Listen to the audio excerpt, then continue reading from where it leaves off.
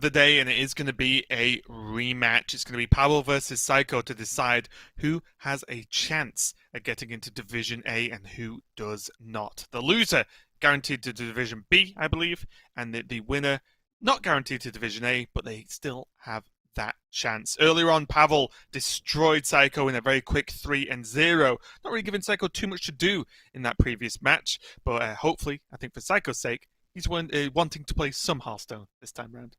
He is, yeah. It was really, really unfair last time around in just how much of a beating Pavel gave him. But just on the subject of, win conditions for these players, now that we're not doing this for like 6 different players, I'll give you exact specifics of what needs to happen here for both these players. Pavel, very simple, needs to win. Full stop. That's it. Needs to win the entire week. Top 1, as Pavel would say, and then he is qualified. Anything else is not good enough. He'll find himself in Division B. Seiko, bit more complicated. Top 4 is only good enough for him if 2 additional things happen. 1, Pavel does not make the finals. He guarantees that by winning this match, so you can chalk that one off. If he makes top 4, that's dealt with already. The other one is that Boston is not in the finals, and Boston is a player who is still in our top 4 for tomorrow. Seiko will not play him directly, as they were both lower bracket qualifiers coming out of the group, so he won't have that chance to take it into his own hands. So he just needs to hope that Boston's opponent beats him, and he is able to go then all the way through into Division A with a win here.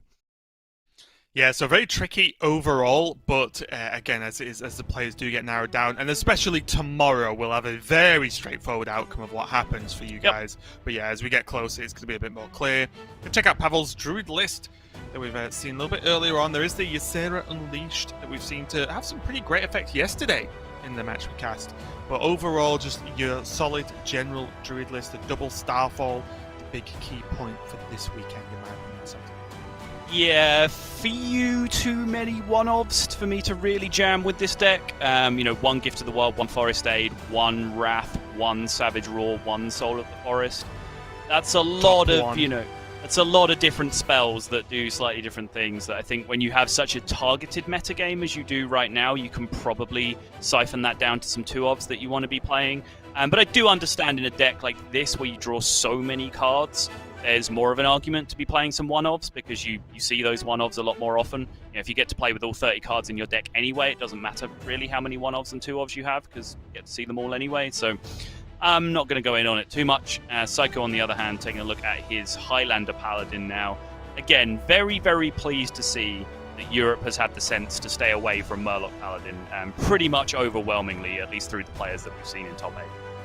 Yeah, I will say, though, there's a slight difference we've seen between some of the Highlander Paladins. Some of them are going, I'll say, standard Highlander, which is reflective of this style, whereas some are going like Murloc Highlander, right?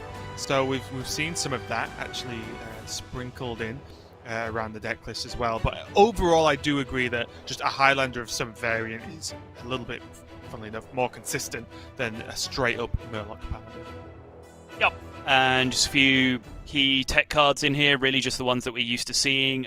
Oozes, very valuable in this metagame. Waste Warden, pretty valuable in this metagame as well. Of course, Highlander decks are one of the natural homes of tech cards, since you do have to fill out so many individual mana slots. So I think it's another reason why Highlander decks can potentially shine here, because they can carry those effective tech cards a little bit more effectively. But yeah, overall, just happy to be seeing Highlander Paladin. Yep, and no Rogue going to be available for Pavel to not play in his lineup there, so he does have Hunter available to him along with the 3 other classes, and by the 3 other classes, it's the 3 we've seen every single match, which is Druid, Shaman, and Paladin. So the story for this weekend is not only how good are those 3 decks, but what is the 4th deck? Seiko, Mage, Pavel, and Hunter. What actually happened? Why was there a rogue available in the last series? We're going to have some discussions, aren't we? Yeah. Very, very strange overall. But let's get into it. Let's see if Seiko can do a little bit better than last time he faced Pavel earlier today when he was 0-3'd out. It's going to be on his Highlander Paladin, Pavel on the Druid. And as we saw earlier, Paladin can be quite aggressive even if it's in its Highlander form. Yeah, still definitely very capable of putting together some really strong curves.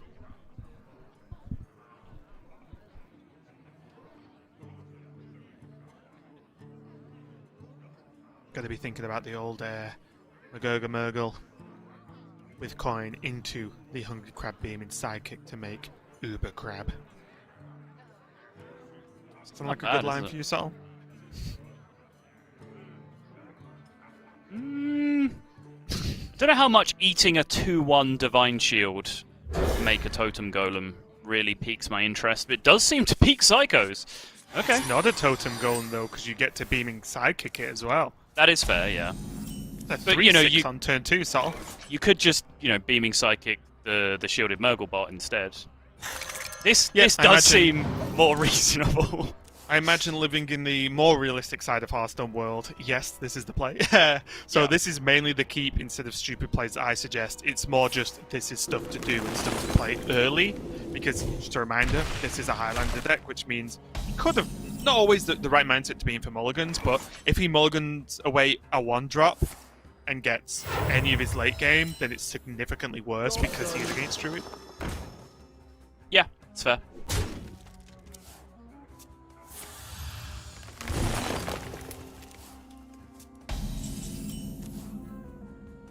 Straight card draw for Pavel. Ooh. No, none of this of the people, by the people, for the people, eagle nonsense for him. Very good, actually. Thank you. I thought you'd get that reference. Yep.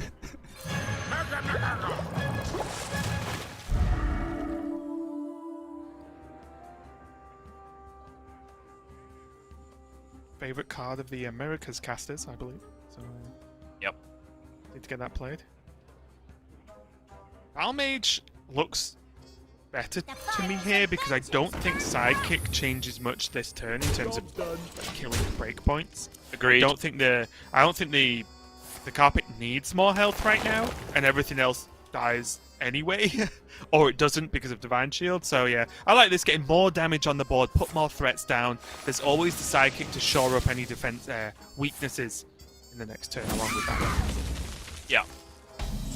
I think the only minion, of these three that were on the board before you made the Sidekick versus Battle Mage decision that was realistically going to die that turn was the Crab, and who cares about protecting the Crab that turn, right? It just doesn't really do anything.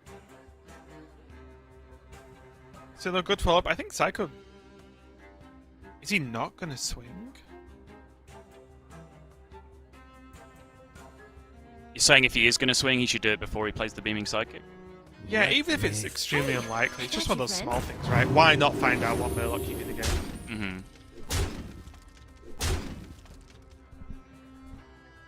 Looks like he might hold, though.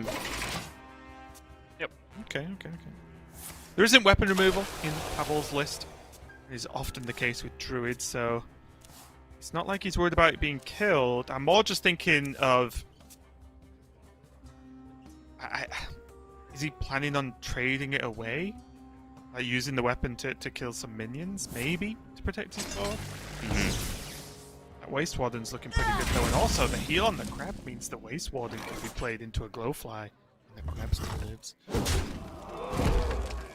Does need playables this turn, though.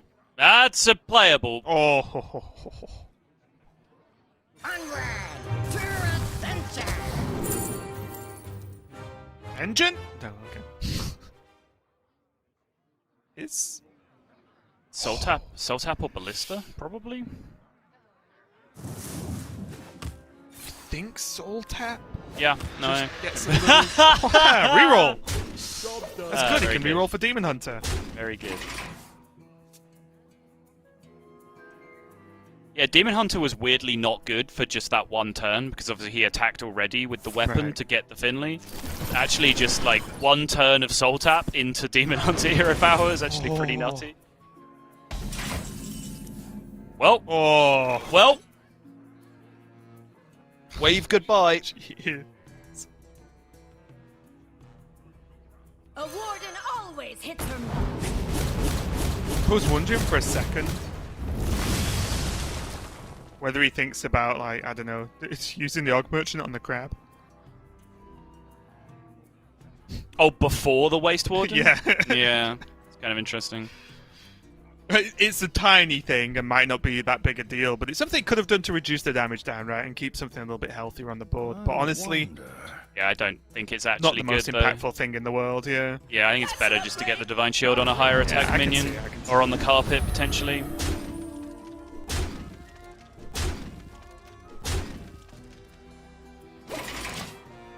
Pavel really did Even just all in the Waste Warden, which, you know, it's justifiable. It's a Highlander deck. They only have one-offs, but he really left himself in a pretty terrible position against Waste Warden. He does have something to do this turn, though, right? It's not like he had nothing to do this turn, no matter what. So the Mount Seller is the final ditch attempt here for Pavel. There's KT, as is often the case, just being discarded in the deck. Yep. A little bit different of an outcome here, as we're used to seeing with the taunts actually going on the Mount Seller, mainly because Pavel just needs to put the biggest roadblock in the world in the way. Right. There is a Libram of Justice in Seiko's deck, which is, if you don't know, it's 5 mana. It basically makes all your opponent's minions go down to 1 health, and you equip a 1/3 weapon. A 1/4 weapon, sorry. This is now a very yucky turn for Seiko, though. He only has 12 showing, and there's just an 11 health taunt that he needs to beat through. Fortunately, he can do that without expending the carpet, though. Does that Finley as well for a reroll? The hero power means if he gets there, the mage hero power, not the demon hunt. Oh, unlucky. Still. Just soul tap again? I think you take demon hunter, right? Do you? Yeah. I guess, yeah. Get that Ashbringer corrupted, so it deals 7.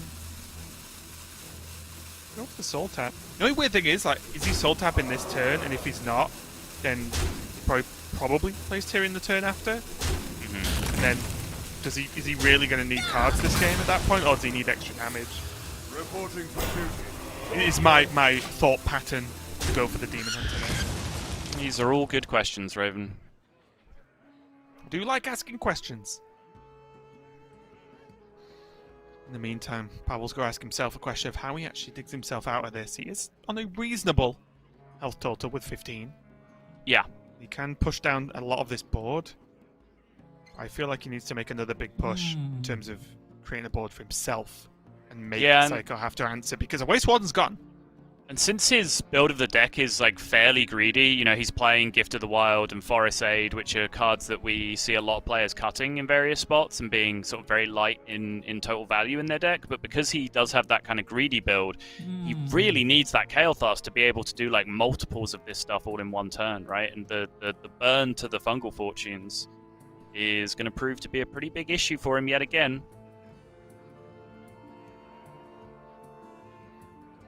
Because one of these spells at a time is just actually a little bit too slow, I think, against the way this board is developing.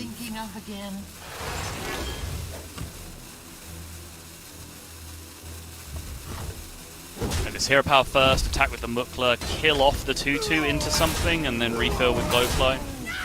Pavel was about to make a small sequencing mistake. Actually, a pretty large sequencing mistake, but he did catch himself. It's like a solid turn, though. Suddenly he's only facing down, what, 5 damage? And he's presenting a very threatening board here to Seiko. Yes.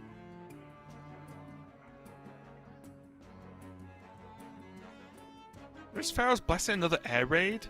The biggest question mark for me is that this deck, although runs Libram of Justice, and I understand why, but it does not run a Pyromancer anywhere, but it does run a Consecrate.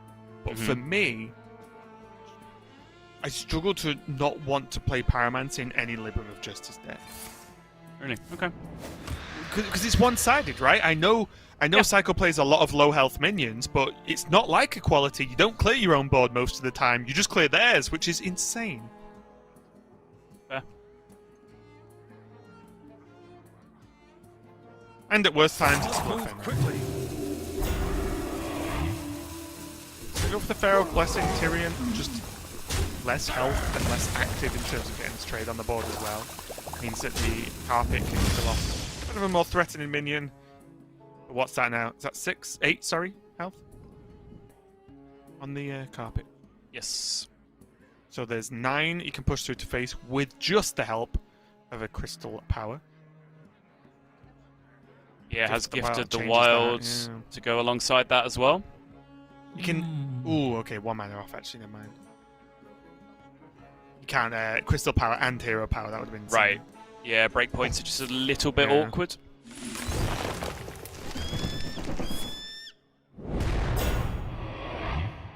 Good enough, though. Yeah, making a huge board. All got taunts again. Requiring not only Libra of Justice, but also the Consecrate here. And all that does is clear the board. It doesn't even present anything. There's a Libram. Can't tap for the Consecrate. Tap. Zephyrus Brawl. Nope. Nope. Good try. But again, looks like Pavel might be getting the job done in game number 1. Did look good for Seiko, but just that one turn he got to even it out a little bit there. And that Pavel can take it. Just that one turn of trades and making the big board. And Seiko just not quite getting the... being able to have the wiggle room to play the Tyrion, which then obviously opens up the Ashbringer. Yeah, and it's why I liked seeing the Soul Tap come out again off the second Finley. Man, that's a weird sentence. Because he needed to pick up... I don't think he was just getting there with, like, poke you in the face a few times. I don't think he had enough damage, like, represented on board. I think playing Tyrion was always going to be too slow in that matchup. So I think he did have to tap to look for, Libram plus Consecrate or for Zephyrus, or just the Consecrate on its own, like, had a chance at least of... Pavel just going Forest Aid or Glowfly Swarm on its own or whatever, and then the Consecrate is huge. So I like the Soul Tap choice from Seiko there, but turns out I was pretty wrong in my assessment that Pavel's hand was too slow with just the combination of cards that he had, because I wasn't factoring in the Glowfly Swarm Power of the Wild combination specifically for some reason. I was just looking at like, man, I wish I could Kael'thas and just make a bunch of 4/4 taunts this turn with all of my big spells. But yeah, Pavel, of course, quite smartly recognizing that just the board of 3/3s was enough to see some pretty overwhelming tempo there if Seiko didn't have the big answers, which he absolutely didn't. Yeah, and that's the thing, right, with Paladin right now, is we've seen the early game pushes of Paladin be quite successful, but that's normally off the back of a Blessing of Kings onto a pre-built board just to push some extra damage. But also, it is limited in what it can do. As I mentioned, there is no Pyro, there is no Equality either. It is just that Libram of Justice, which is the swing the board back in my favor. Outside of that, the Zephyrus, of course, the ever-present Zephyrus in hand deck. So, limited answers, and it just came to bite Seiko a little bit there, as Pavel just made that one good board, and that one good board was enough. But now it's Pavel locking in the Paladin, and it is the Murloc variety. Full Murlocs, not Highlander. And Seiko going for this Evolve Shaman.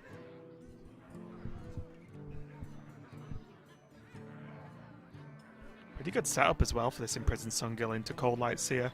Sungil's such a good card. It looks very, I don't know, meager when you take a first glance at it, but the setting up a board all in one turn for Murloc Paladin is actually very strong.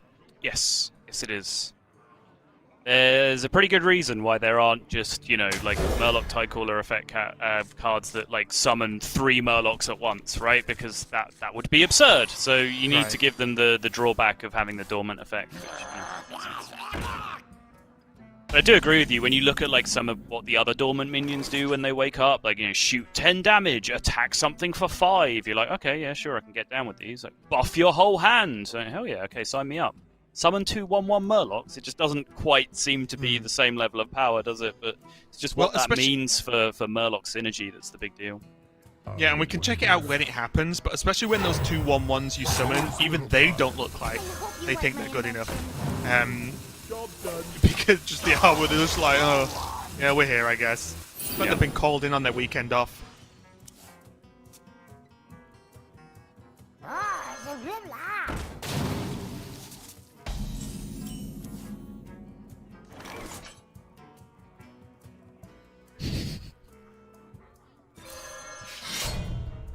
Pavel definitely hovered over that card to read what it did.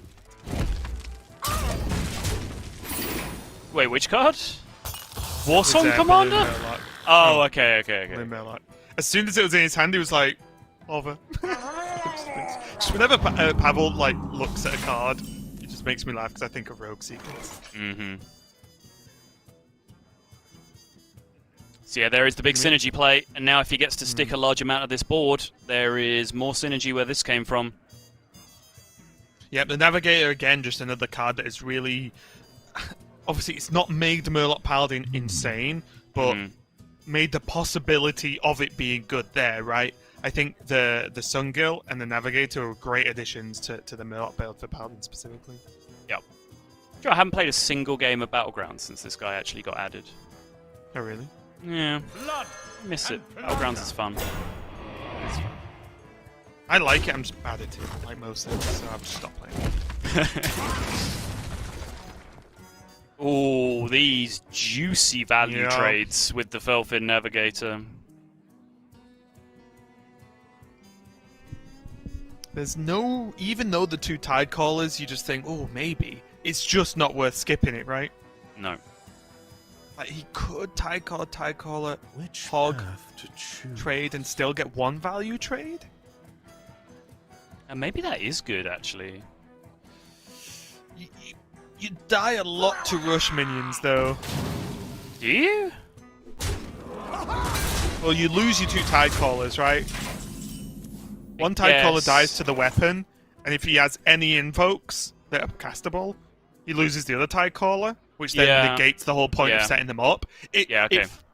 If it worked all the time, it would be a great play. But I Mhm. think this 2 consistently doesn't work, especially with a Tide Caller already being dead to the weapon. Yeah. No, you're absolutely right.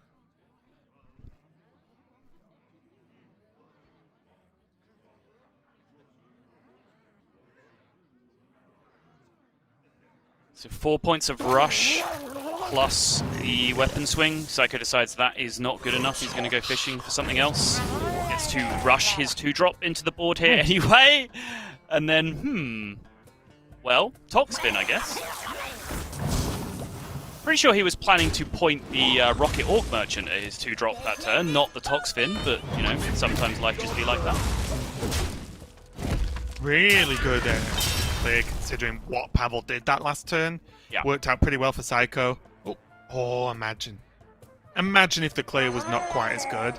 That Scale Lord normally ends games. Was it not just Scale Lord anyway? Oh no, Pavel read his card. See that?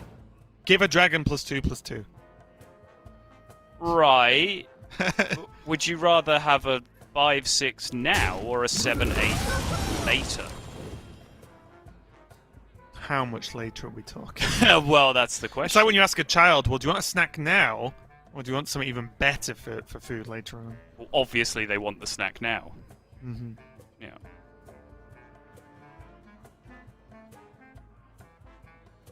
Which path to choose?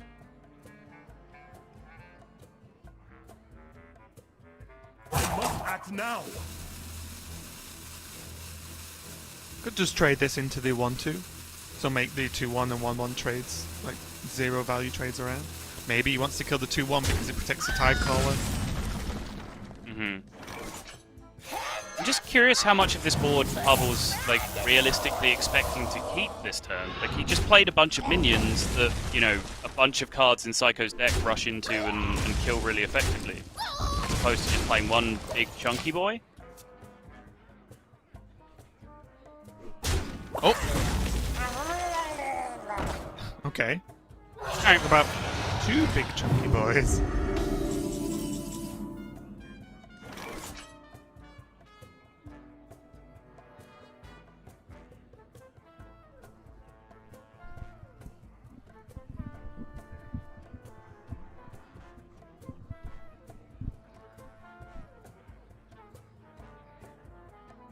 Yeah, this 5/6 is very awkward.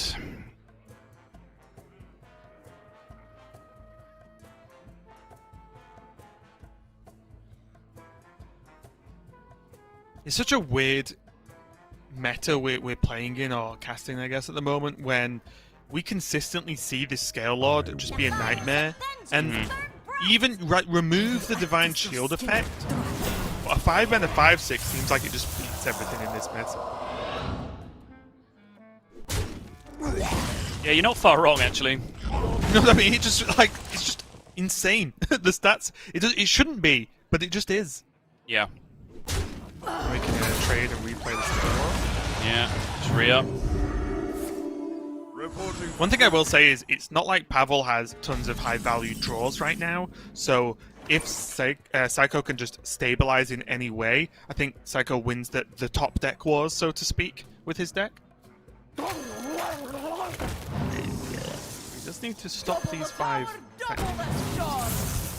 He does. And that is a little tricky for him to do right now. I'm sure the stun's great.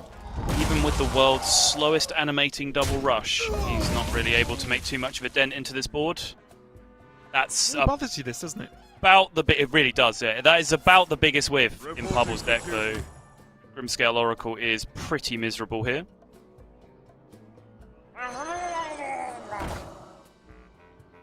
What do you know about that? Made a great trade. Would allow a pretty good trade, yeah. But I'm not It sure means he can how hold the conk. long Pavel can go on playing the long game, especially if draws like that are going to come out from Seiko. Plague of Wait a Murlocs. minute. That's just funny. I'm gonna confess a secret, Sol. Yeah. I didn't even know Vivid Spores was a card. Oh, really? Okay. I've just looked at it and gone, oh. Maybe I do recall that thing being announced. I've just never seen it played in a game of Hearthstone. Have you ever seen Shaman played in a game of Hearthstone? Yeah, right now I'm looking at it. Okay. I've still not seen Vivid played.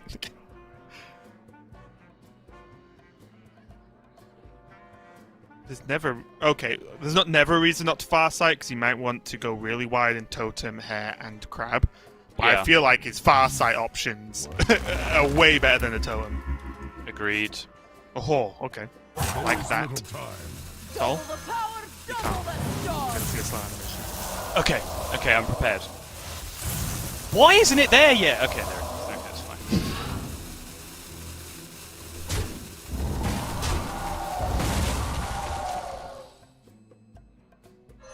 Pavel needs his prime very soon, I think. Struggle to see too many other ways he's going to be dealing with the value. Reporting for duty. It's just about holding on, isn't he? He is, yeah. But this crab is such a huge swing. Oh. Oh, that Waste Warden. He still Is- crabs first. Disgust. I'm not sure he does, honestly. Want to just have a guaranteed answer to the next weapon swing? Yeah. Minion? I mean, there's gonna be more Murlocs, right? Like, save it to eat one that you can't deal with. A warden always hits her mark.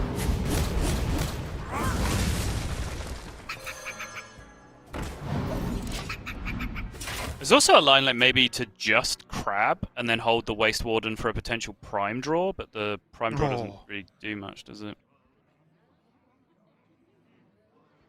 Well, also as well, it's the draw and the shuffle, right? Yeah, yeah, it's a long way away. It's a long but way away. It's like, how does Pavel actually like get enough resource to get back into this game without that one-off? You know?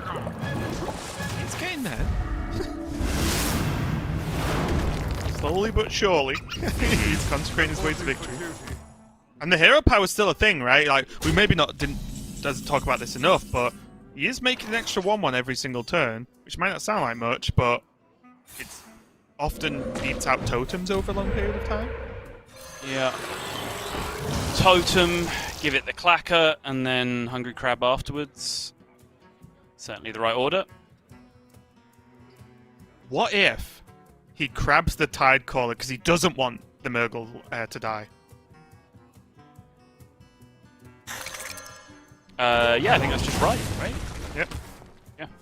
Seems correct. Reporting for duty. Delays the potential of him drawing the prime for a couple of extra turns. And at this point, apart from the McGurgle, does he just have to go face with these 1/1s?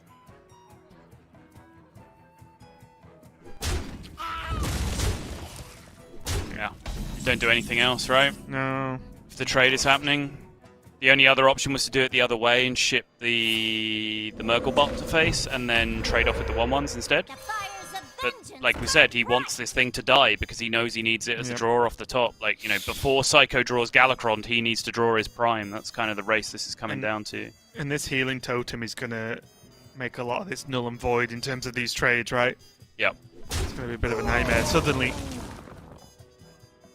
the 1/1s aren't going to cut it as much.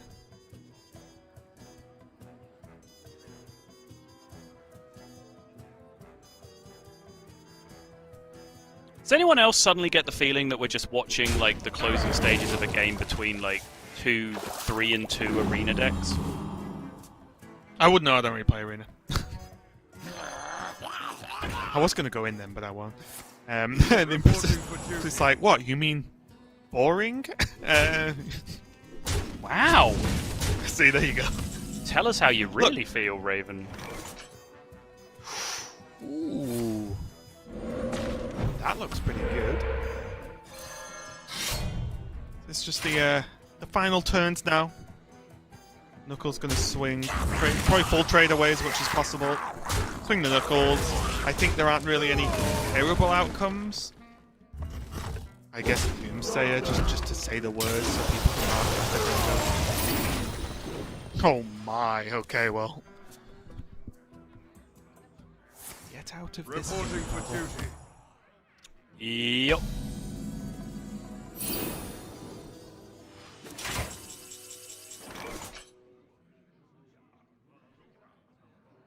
Does Seiko even want to swing these Knuckles? Not entirely sure he does, no. It's probably just a matter of does- whether he has lethal set up at the end of the turn, which I don't think he does, in which case he should probably swing. Right, how much damage does he have now? 14 being shown? I think he should just swing to set up lethal there, personally. Reporting for duty. He does get the Valfiend this turn. If he'd swung last turn, the Valfiend would have stayed dormant and then come out regardless. Yep.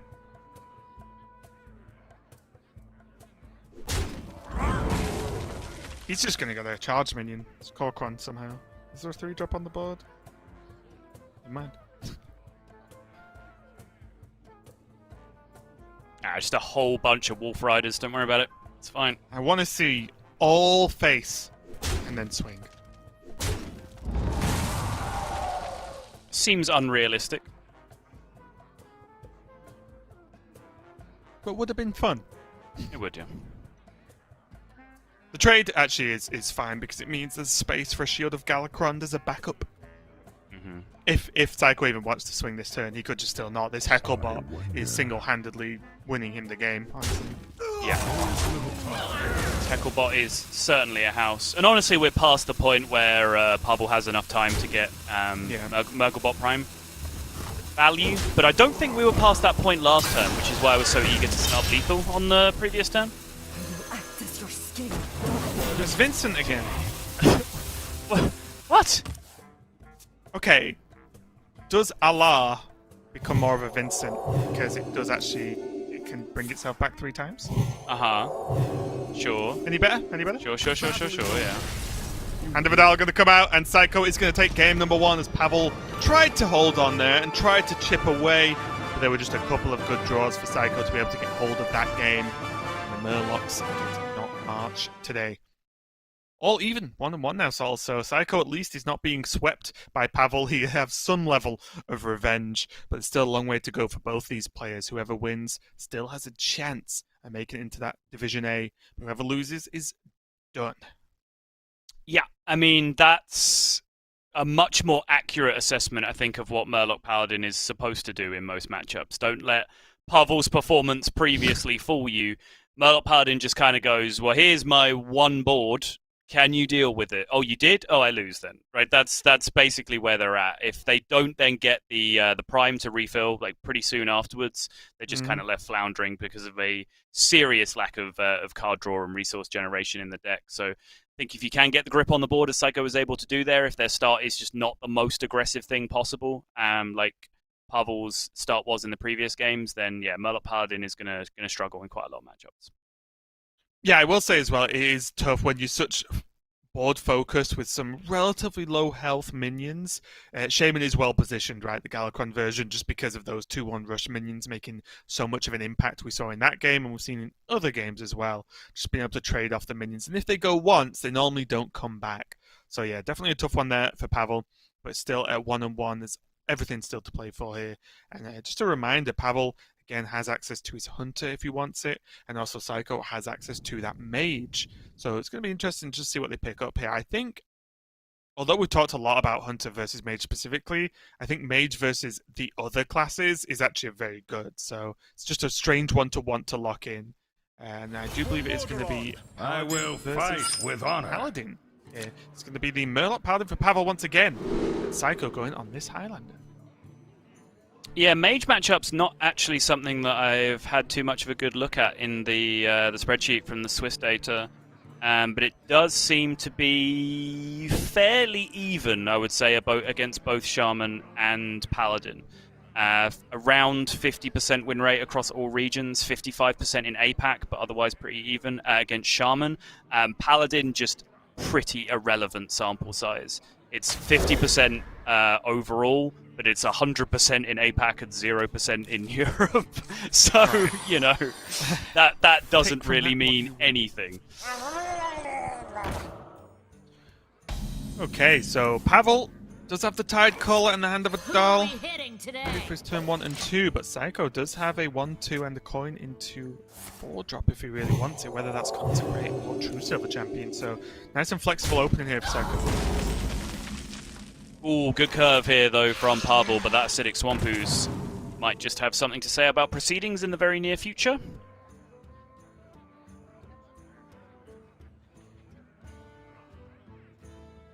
Seiko considering whether he wants to coin out a Sandwasp here. Turns out his curve would be very good if he does, because you know, the weapon comes down this turn, and then next turn he just places other Sandwasp and the Ooze while taking care of the board. Yeah, it would have been really good, but I definitely understand that they're not doing it, right? Because it's just, one, utilizing the coin a little bit early, but also, in all instances where a weapon doesn't come out on curve, he hero powers instead, which is significantly weaker. Yes, much, much weaker indeed. Well, hold on to your hats, because Pavel has found himself a Scargill, and if there's one card that can make this deck do things, it is Scargill. It's a card that shouldn't be allowed in the deck. No.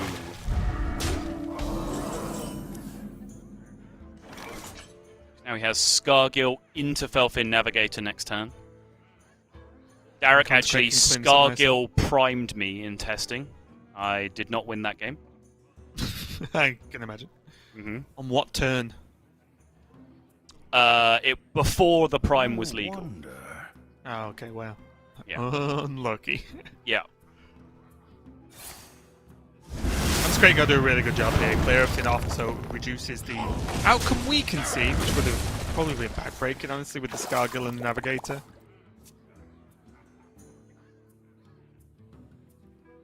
Oh, Seiko can just straight up kill the Scargill in his play.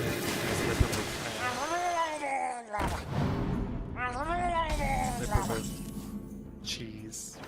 Sorry, hang on. I wanted to say hope. I was going to say hope, but it's not Justice. hope. Hope is the heal, isn't Justice, it? Justice. Raven. There we go. Librum of cheese. Just Librum of what your brain turns to after about hour 4 of the broadcast, apparently. Yep. Of casting these games, yes. Yeah. True Silver got to do the same job though. Just a little bit off curve, but you can pull it out. Sandwasp, although it does just get farmed pretty hard. And most important... Oh! Okay, this is weird. Okay, maybe... Yeah. You could have just saved that and had it as a faceless cross. As a faceless activator, yeah. Yeah, I'm kind of surprised. That too. Mm-hmm. I mean, you can use coin and hero power instead, but... Use his coin! Yep.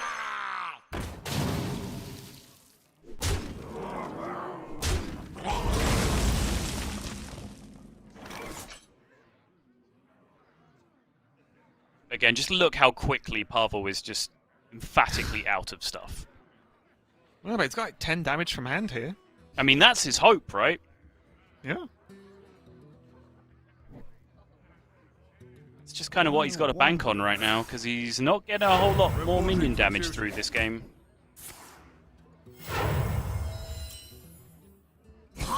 Yep, and Seiko, no doubt, sensing a certain level of threat on the board, he's going to use the coin there. He's still got a very cheap hand, so it's not going to be overly punished, but does mean you can't accelerate into some of the later game turns or potentially not Straza quite as fast. Does this True Silver go face? Is that the plan? Yes. Pavel says yes. And the reason he's not doing what looks to be an incredible Consecrate is because it would stop him swinging a weapon, and he can just con next turn. Pavel's not going to die from 27, so... Yeah, yeah, Pavel does not care about taking this 8 damage, so he's just going to try and squeeze more value out of this consecration. And funnily enough, the question starts to arise now, with no heal available right now for Seiko. When and does he start trading into this 1-1? And the future 1-1? Does Seiko smell the consecration? He absolutely does. Look at that trade, yep. Absolutely sure that there is a consecration coming back the other way, it looks like. But also just damage, right? I mean, he traded with the minion that put it down to 1 health as opposed to the one that put it down to 2. Yep. The conk. And Pavel gets a damage through with one of... Ooh, that's a big one. With one of these minions. He still has another rod, right? And another true silver that would give him ways to actually finish the game. Does he play double true silver? Oh, is it just one? Sorry, I don't actually have the list open. Maybe that's a bit excessive. Oh, sorry, yeah, 1 true silver double rod, so he has rod. I think, again, with all of those things being shut down now by this Pharaoh's Blessing, we are just back on Murloc Paladin 101, which is he needs to draw his prime to have any hope. Reporting for duty. It's one of the weird interactions that the Murloc refill card isn't played, because it can pull Prime and Prime doesn't do its battle cry if it's pulled out. But it's a question where you have to ask, is it better to just have multiple styles of Prime in this deck? You know what I mean? Because I know you can't prismatic lens it out anymore, but still. Because right now we've seen, this is fairly common as you mentioned, where if your board gets cleared, you run out of juice, you need to draw the 1 in currently 18 cards that Pavel has. Maybe if he had some tip the scales, it would help out a little bit. Right. As we can see, I don't believe there's any way he can get out. Even the Prime now, he goes down to 2 health, isn't going to cut it. Pavel takes the concede here, and Seiko goes to 1 game away from keeping his Division A hopes alive, whereas Pavel has an uphill climb now. Pavel keeps locking this Murloc Paladin. Do you think that's just a problem for Pavel in his approach to this series? He has Hunter available. He does have his Totem Shaman. Maybe Murloc Paladin is giving too much credit to, as he's now just taking a beating with that deck.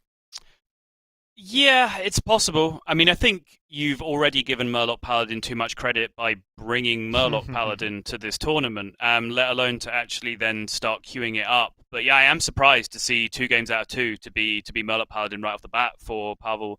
But now just looking at the matchups that he has left, Druid, he's okay against with it. I think Totem Shaman is a little bit less effective than the Evolve Shaman in that matchup, so maybe Murloc Paladin is better and is a justifiable queue there, not sure. Mage, I think Totem Shaman is a little bit more effective against than Murloc Paladin, but again, I'm willing to be wrong on that one. I certainly don't have as definitive opinions on these types of decks as I do as the ones that we see week in, week out. But I think they could be very justifiable queues. But now he has that Hunter left, right? Which, with Druid and Mage being the potential queues from your opponent, that has to be the most effective deck in his arsenal left remaining, right? It does, and that's why I think Seiko's going to probably go for Druid this game. I don't know, obviously, yet, but I feel like Druid overall has a pretty solid outcome, whereas Mage, Mage can always be snowballed and smokes down if it draws like the end of its deck and not the start, right? So that's always a bit of a fear factor, and the Paladin Hunter can definitely achieve that. So I feel like the Druid edges it for me. And so the question is, if Pavel's expecting that, which isn't a huge leap, then what is he going to queue into Druid? And I don't know. Maybe I feel like he's feeling the Totem Shaman. Wait, hang on. You think that Pavel is going to queue Totem Shaman? Is that what you're saying? Yeah, I've just got a feeling. My Pavel senses are tingling. I mean, you've been spot on so far. Your Pavel reads have been pretty on point so far today. So who are we to doubt you? But I don't think it is the queue, though. I have to imagine that Hunter is going to be the go-to deck here. But it looks like we're going to find out very, very soon. Indeed, you're wrong. It's Hunter. You got to find out before me. You asked for it. Yeah, it's going to be Hunter, which is, again, the overall better deck that he has access to, right? So it does make sense as an overall plan, and he did get it into the mage, so I was double wrong. Seiko going for the mage. I guess, though, there is a point that I didn't really go into too much, is that Seiko doesn't need to win this game to win the series, which means he could use the mage to try and get something out the way.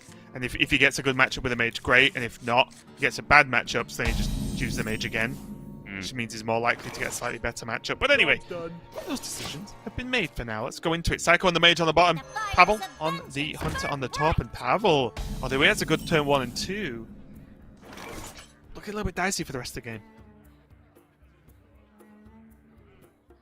It does, but Highlander Hunter is pretty good at drawing its way out of situations like this. I often don't mind this kind of opening hand that's like, 1, 2, Highlander card. Like, that seems pretty good to me a lot of the time while playing this deck. It is, yeah. I think the Bran is really good, because I just feel like against Mage, your Alex Straza is significantly worse than it is versus a lot of other decks. Because they just have the freeze if they need it. They have Reno potentially as well. So the brand does make up for a lot of this, actually. Wow, the wild growth with that hand, huh? Okay. I was expecting that we might see a backstab there instead, and he'd just fight a bit more straight up for tempo, since he has a pretty decent early tempo hand. Yeah. But you can always trust that the deck is going to draw you things to ramp into. Very similar to what I was saying about Hunter on the previous turn. Yep. The raw power of Mage right now is in that turn 7 onwards. And getting there is priority number 1. That's going to be a good pickup. Nutty. Weird choice, actually. In terms of what he trades into. Let me just double check Pavel's.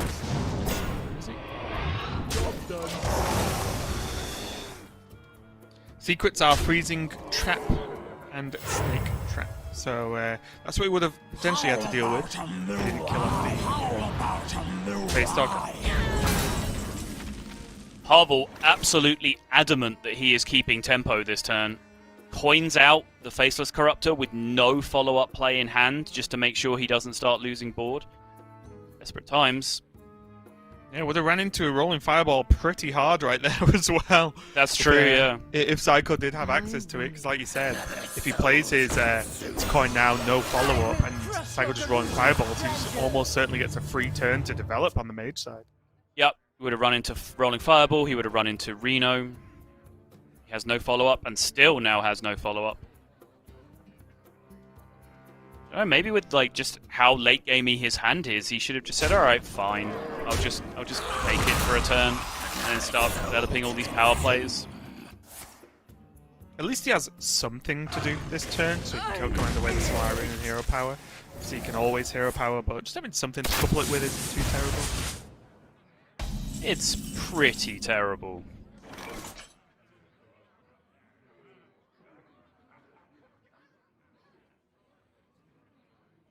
I see Seiko has attended the school of Spend Your Mana.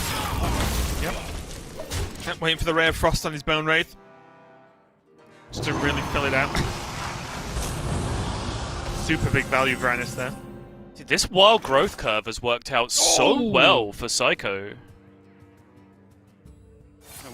We continue to spend our mana, powers, right? Yeah, he still powers, yeah. I was just meaning it's a good draw so early in the game, right? Yeah, sure. Like having access to your Prime this early and just win is insane. And that's why, also, because the Prime only targets bad spells to enemies, it means that if you build the board first, it's still fairly likely to be a very, very good outcome. Right.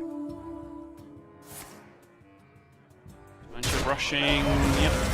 Sense. How aggressive is Seiko feeling?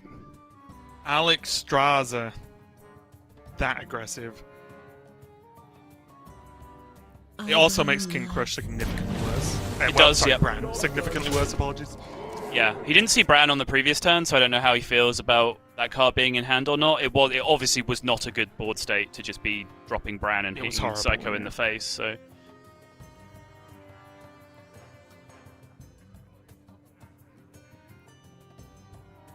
But But I think this makes sense, Yeah, right? It's a lethal setup. It puts Pavel back on the defensive, and you just have Solarian Prime in your hand anyway, right? Which can just be a lethal out if you start pushing a little bit more damage to your opponent. Already, as we've seen in APAC, just Pyroblast to the face. Also as well, the fact that he has Solarian Prime into Frost Nova means that if Pavel did something crazy, I don't even know what that could be, honestly, he has a pretty safe card in Prime, and then a Nova if there's stuff left over to create an even safer push. So yeah, this has just gone really well, and I will agree with what you said. It's not rocket science, but the wild growth paid off tenfold here. Alright, fine. Unspectacular, but still very much good enough in this position, it looks like.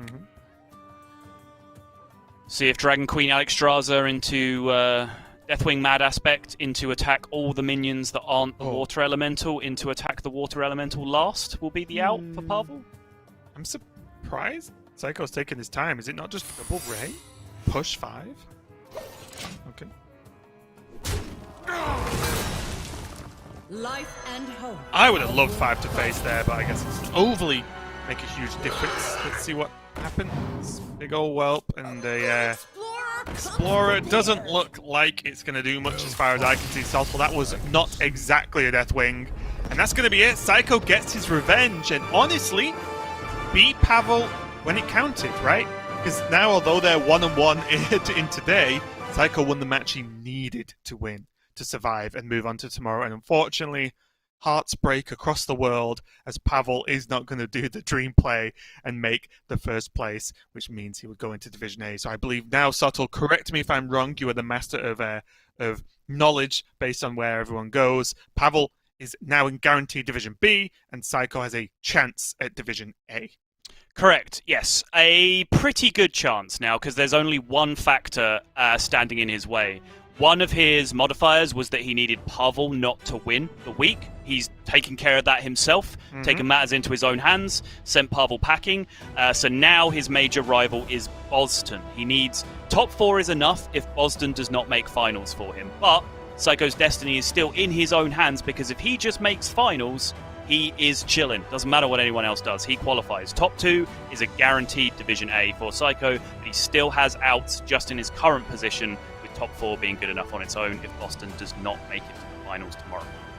Yeah, I do like it a lot that everything is coming down to the final day for some of these players. I know it was probably going to happen, but for me it's just exciting. We do, as a reminder as well, we're talking a lot about Seiko, Boston, Pavel, but I don't take anything away from Bunny Hopper.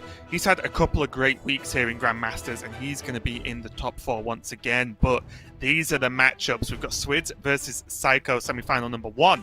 Bunny Hopper versus Boston, semi-final number 2, and then we'll, of course, play out the finals tomorrow with all these matches to finish off the final week of Swiss. But it's going to be exciting. Just a reminder for you guys, there is no more second chances for these players. There's no double elimination tomorrow. You lose, you're done. You win, carry on until the final. So, it's going to be an exciting day tomorrow. I'm looking forward to it. Yeah, and one final mention has to go to Felkane in this equation as well, because you would have rated Felkane's chances of being in Division A as a very solid opportunity before this week started. But there was one disaster scenario that forced him out, which is a finals between Seiko and Boston. That's the scenario that pushes Felkane out of Division A, and that is a very, very, very strong possibility next turn. Just still in casting games mode, apparently. Still in turn 1. Yeah, it's not tomorrow anymore. It's next turn. That's how we deal with days now in the real world. But yeah, tomorrow that is a very real possibility. With, as you see, they're on opposite sides of the bracket, so that final is very much possible. Yeah, a lot on the line for some of these players, and just more wins on the line for others to add to under their belt. So exciting day tomorrow again. We've got 3 more matches to decide who is going to be the winner of the final week of Swiss, and to decide what things are going to look like for 4 weeks of round robin we've got coming up to finish off season 1 of Grandmasters this year. But we are done for the day from Sottle and myself. Thanks a lot for watching. We hope you had a good time, and stay tuned because there's tons more action coming up as Americas with TJ and Frodan is coming right up after us. So stay tuned. More Hearthstone to come, but for us, we are